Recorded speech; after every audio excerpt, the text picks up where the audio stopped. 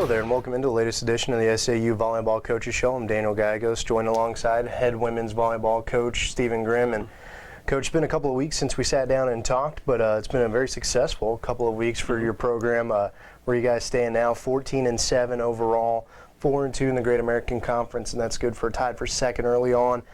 Talk a little bit about your team and how they've played the last couple of weeks. Well, we really played really well. I mean, we played at home against Wichita Baptist, and that was a big game for us because it was a way to avenge our earlier loss that we thought we should have had. We actually had a chance to win. Crowd came out and we really pumped us up, and we've been playing very well ever since. The new players are starting to get stronger and get more comfortable with the league and everything. So we've been very pleased, and we hope we can keep it going into this weekend.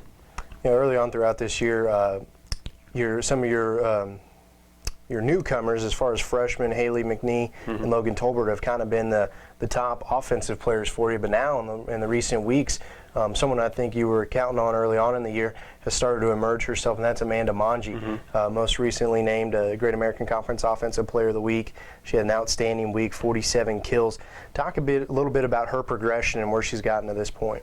Well, she was one of the ones we were really, like you said, really counting on, and it was a really surprise to see the freshman step up. And now Amanda's getting kind of familiar with our setter and our system of play, and she played outside hitter last year for California. Or Porterville, California last year, and so moving her back to the middle has given her a little time to transition. Now she's starting to click a little bit. We played Lyon College the other night, and she hit 600, and she's currently one of the top hitters in our conference. And so we're looking for her to even improve even more and be that dominant middle for us in the conference. But we're really pleased that she's not only doing that, but she's also helping us on the defensive end with her blocking as well, which is helping us on both ends. And it's allowing us to get our defenses in check and actually give her more attempts, and that's where it's paying off in the middle. Mentioned earlier, you guys are 4-2 in Great American Conference play. It's tied for second right now. You're about to go on a pretty important road trip in this next couple of days, more or less an Oklahoma swing, take on Southeastern Oklahoma on Friday and then East Central on Saturday. Kind of how important are those two matches to compete and pick up victory, especially on the road? Well, very important. Southeast Oklahoma is a very good team. They're very well coached. They struggled last year, but they've got some players back. They've got to move some people that they had out of position back into position.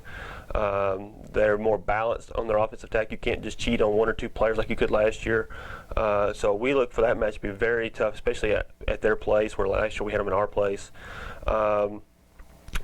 East Central went to 5 both sets we played them against last year. They have lost some key people, but they've had some key people pick up. So again, they're going to be ready to play us, and it's always tough to play them in that gym of theirs. Their gym is very tough with the big dome and everything. It's an optical illusion sometimes with the ball, and our players have time to kind of adjust to that. As far as the importance of it, they're very important. Southeast Oklahoma's already went through Tech, has already went through Harding, so they're done as far as the top teams in our conference, other than maybe Southern Nazarene and us. And so it's very important that we take care of business because we only play them once, and that's where it's very important for us as far as conference standings are in, because we haven't played Tech or Harding yet, and so that's where the schedule-wise is this weekend's very important. And the same thing with East Central. East Central's going through Arkansas Tech and Harding, and their schedule's starting to get more toward Oklahoma schools, which is going to be tougher for us. Again, that we have a harder schedule coming up. Well, we thank you very much for your time and look forward to this upcoming weekend slate of games. Again, 2 games on the horizon. Friday, starting with that one against Southeastern Oklahoma at Southeastern, followed up with Saturday's match against East Central at East Central. You can follow all the action live on MuleRiderAthletics.com with live stats, live video from some of the host schools, and then also match recaps following the match. Coach, again, thank you very much for your time. Thank you.